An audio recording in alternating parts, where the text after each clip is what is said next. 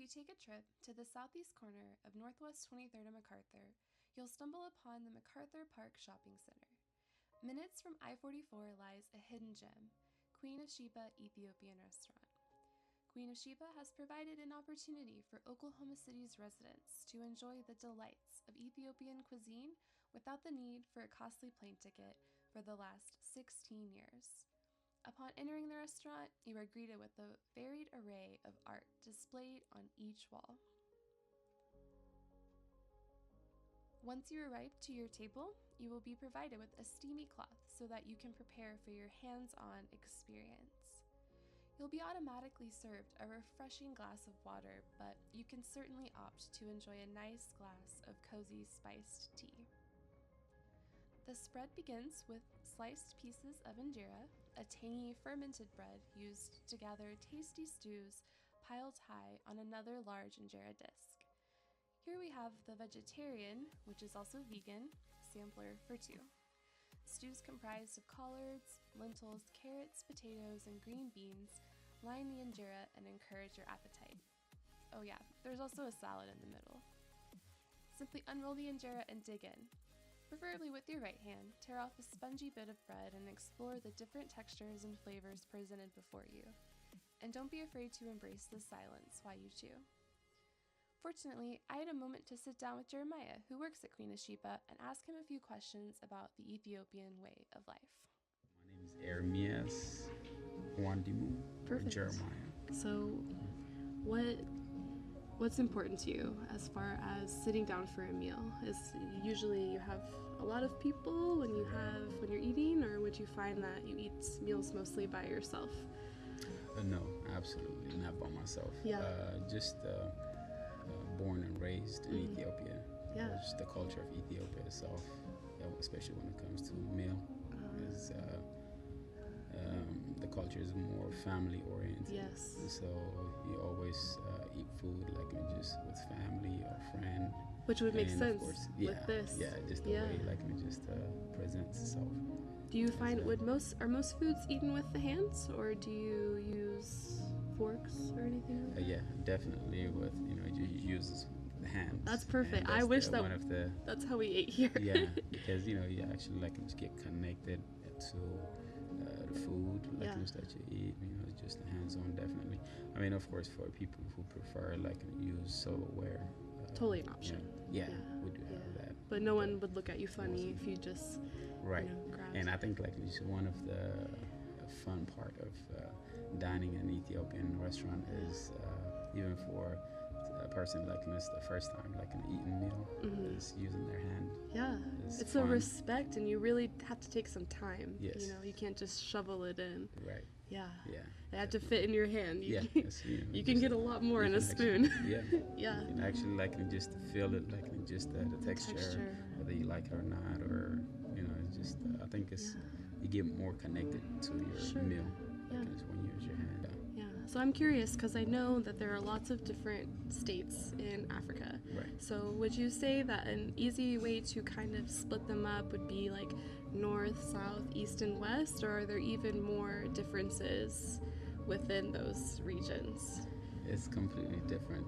When you're thinking of like the continent of Africa, it's just one country, but it's actually there's 54 countries in Africa. Right. Yeah. So every single country like this is different, even though like we have a similarity.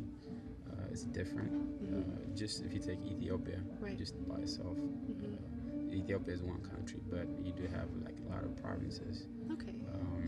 So they're all different. Like just the one in Addis, which is the capital city, is I want to say a little bit more advanced than like just some of the provinces. Sure. And so like which is the rural area. When your time in Ethiopia, I know it was a few years back, but did you have access to like fast food, or was it mostly just whatever you? Nowadays, yes, there's quite a few places, but still it's more like it's restaurant style. Okay. But like local people. The local people, yes, you do have like just local like dining, but not a lot of fast food places. Okay. Yeah. And actually, like Ethiopia also like if we look into history, the Ethiopia is the only country that's never been colonized Really? by anyone. Yes. Ever at any time? Yeah, Italians came close, but not quite. But Interesting. never. So there's no Western like influence. Yeah, because I hear a lot of that, like the Danish individuals, and then Germans had a lot of influence. But I guess Ethiopia was the fortress for all of that. That's amazing. Yes. Yeah. So, what would you say? Are there any sort of like cultural norms for mealtime? Like, do you have any certain beverage that you would normally drink? I know a lot of people here would get a soda maybe normally, because I know that this tea is something that you might drink maybe, or just water. Or do you have alcohol at meals often?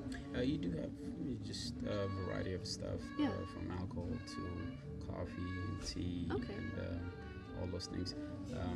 Coffee is very, very common. Really? Yeah, and like a huge part of Ethiopian culture. Interesting. In fact, if you want to read a little bit about it, coffee, they do say like coffee was originated or found like in Ethiopia. Yeah. And we do have like just a quite unique coffee ceremony.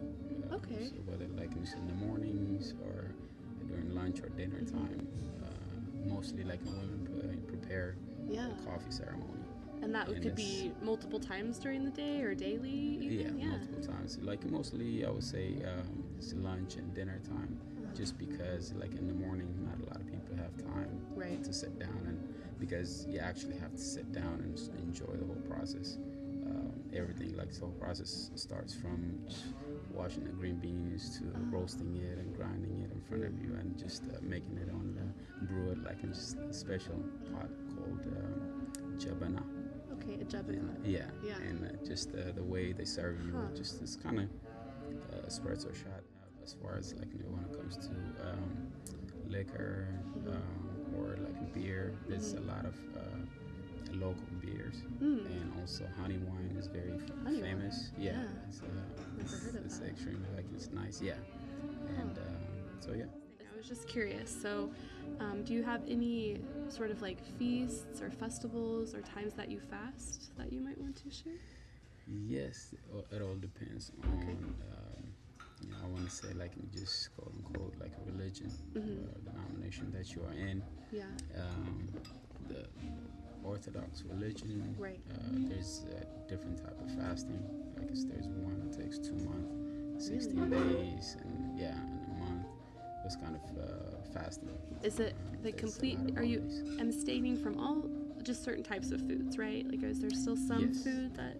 Yeah, mostly. I want to say dairy products. Like whenever you're fasting, you don't take like any animal products. Okay. And are there any festivals in particular that you might celebrate and have?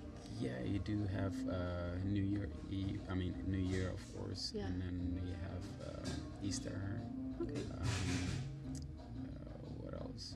Is Christmas celebrated? Christmas as well. Yeah. Are there any special foods that you might have whenever you're celebrating?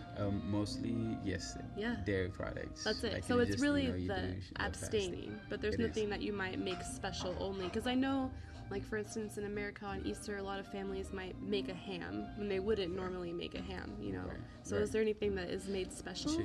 Chicken, lamb or sheep. Okay. And then also like some, they do definitely a cow. Just family, like relatives, like as they get together and even like extended family. So not necessarily just like brothers or sisters, but even like aunts, uncles, cousins. Right. Yeah. Right. That's amazing. Yeah. So one last thing. This is it. I promise. No problem. So what is your favorite thing about being in Oklahoma? What is it that you can do here that makes you feel maybe like you're still getting to live in your tradition and your culture? Is there anything being in this restaurant or? Well, you kind of touched everything. Yeah. As far as Oklahoma, I like the fact that it's just very, just calm. Yeah. Ever since like I've been in America, like I've been to a smaller town, so. I don't mind living like in just that kind of environment. Like I said, a lot of people like they tend to like to live in bigger city. I I like bigger city, of Yeah. course. I have sisters and uncles in Atlanta, Georgia, and Dallas. And we always get to ask, hey, why don't you guys like to come to a bigger city? You know, Yeah. so what are you doing in Oklahoma? But I believe that home is where you make it.